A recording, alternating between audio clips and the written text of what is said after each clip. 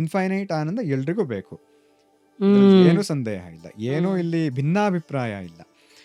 ಅಷ್ಟೇ ಅಲ್ಲ, ಆ ಆನಂದ ಬಿಟ್ಟು ಒಂದು ಅಂದರೆ ಆನಂದ ಬಿಟ್ಟು ಒಂದು ಅಂದರೆ ದುಃಖ, ಇನ್ನೇನು ಆನಂದ ಬಿಟ್ಟು ದುಃಖ ಅಷ್ಟೇ.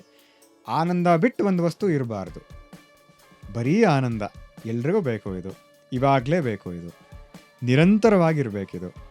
ಇದೇ ಅದ್ವೈತ. ಅದ್ವೈತ ಅಂದರೆ ಆನಂದ ಬಿಟ್ಟು ಒಂದಿಲ್ಲ ಅಂತ.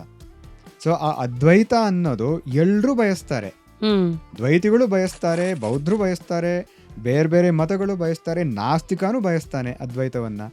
ಸೊ ಆ ಅದ್ವೈತ ಭಾಷ್ಯಗಳು ಅದು ಸರಿ ತಪ್ಪು ಅಂತ ಯೋಚನೆ ಮಾಡೋ ಬದಲು ನನಗದು ಬೇಕೋ ಬೇಡವೋ ಅಂತ ಅದನ್ನು ಯೋಚನೆ ಮಾಡೋ ಮೊದಲಿಗೆ.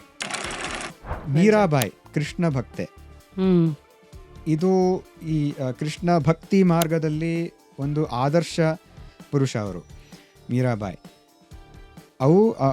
ವಾಟ್ ಶಿ ಡಿಡ್, ಅವ್ರಿಗೆ ಎಲ್ಲ ಕಡೆ ಬರೀ ಕೃಷ್ಣ ಕಾಣ್ತಿತ್ತು. ಅಷ್ಟೇ ಅಲ್ಲ, ಆ ಭಕ್ತೆಗೆ ಆ ಕೃಷ್ಣ ಯಾವುದೋ ಒಂದು ರೂಪ ಅಲ್ಲ, ಕೃಷ್ಣ ಅಂದರೆ ಆನಂದ, ಆನಂದ ಅಂದರೆ ಕೃಷ್ಣ, ನಂದು ಬಿಟ್ಟು ಆ ಕೃಷ್ಣ ಇರೋಕ್ಕಾಗಲ್ಲ. ಇದೇ ಅದ್ವೈತ ಅನ್ನೋದು. ಸೊ ಈ ಅದ್ವೈತ ಒಂದು ಮತ ಅಲ್ಲ, ಒಂದು ವಾದ ಮಾಡೋಕ್ಕೆ ವ್ಯಾಜ ಅಲ್ಲ. ಈ ಅದ್ವೈತ ಅನ್ನೋದು ಎಲ್ರಿಗೂ ಬೇಕಾಗಿರೋದು. ಅಷ್ಟೇ ಅಲ್ಲ, ನಮ್ಮದು ವಾಸ್ತವವಾದ ಸ್ವರೂಪ ಅದು ಅದ್ವೈತ. ಫುಲ್ ವಿಡಿಯೋನ ನೋಡಿ ಆನ್ ರ್ಯಾಪಿಡ್ ರಾಶ್ಮೀಸ್ ಯೂಟ್ಯೂಬ್ ಚಾನಲ್.